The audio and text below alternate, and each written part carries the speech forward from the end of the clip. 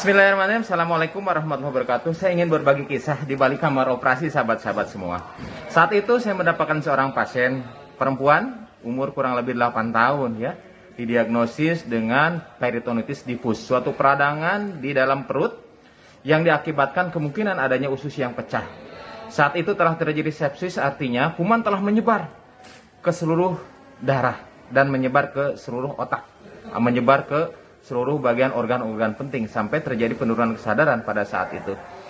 Nah, sahabat-sahabat semua, ketika saya sampaikan bahwa ini keadaan darurat dan harus memerlukan tindakan operasi segera, maka sang ayah mengizinkan saat itu ya, setelah kita memberikan keterangan dan lain sebagainya. Silakan Pak Dokter, lakukan operasi. Saya bilang begini Pak, ini bukan operasi ringan, ini operasi besar yang memang resikonya kasarnya antara hidup dan mati. Kemudian si bapak itu pun tersenyum. Insya Allah Pak Dokter, saya ridho. Kemudian lakukan tindakan operasi, dan ternyata tindakan operasi sahabat-sahabat semua, apa yang diperkirakan memang benar. Terjadi kebocoran di usus halus perbatas dengan usus besar. Kemudian dilakukan pencucian di perut dan lain sebagainya. Akhirnya karena usus tidak bisa disambung, usus itu disimpan, dijahit di permukaan perut, sehingga dia BAB itu dari perut bukan dari anus. Kemudian kondisi kritis pun kita lalui di kamar operasi ya, saturasi oksigen sempat turun, kemudian nadi sangat meningkat ya, dan diputuskan untuk dirawat di ICU sahabat-sahabat semua. Ternyata kemudian pasien dirawat di ICU, setelah dirawat di ICU dalam 2 hari ternyata ada perbaikan yang signifikan.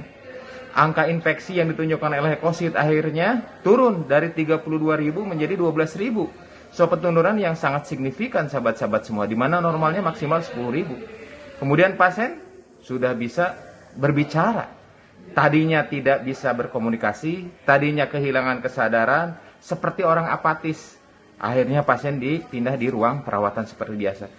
Nah, ketika saya berkomunikasi, menurut saya ini ada beberapa hal yang memang di luar kebiasaan, di mana resiko kematian sangat tinggi, di mana triage of death itu ada ketiga-tiganya. Saya komunikasi dengan ayahnya, Pak, alhamdulillah operasi ini lancar Pak. Kira-kira doa apa sih yang Bapak lanjutkan, yang Bapak lantunkan? Pak Dokter, sebetulnya saya nggak punya doa apa-apa, tetapi suatu hal yang bisa saya lakukan adalah terus menerus berterima kasih kepada Allah. Ketika anak saya menangis, terima kasih ya Allah, saya masih menyaksikan anak saya menangis. Artinya anak saya masih hidup Pak Dokter. Ketika masuk kamar gawat darurat juga, saya berterima kasih ya Allah, terima kasih anak saya masih sempat dibawa ke instalasi gawat darurat. Ketika dokter mengatakan operasi, saya juga demikian dok. Alhamdulillah ternyata anak saya masih bisa untuk ditolong. Dan alhamdulillah dokter mau menolong anak saya. Ketika keluar dari kamar rumah sakit, kamar operasi, saya bilang, Pak ini harus ke ICU. Saya bilang apa? Kata orang tua itu, saya terus bersyukur ya Allah.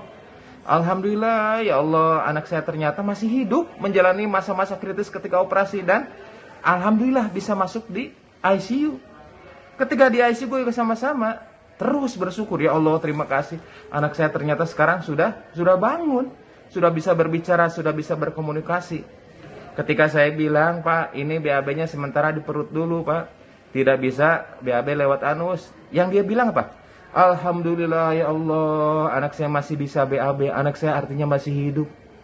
Ketika diajak ngobrol, ketika di ruang perawatan juga sama demikian.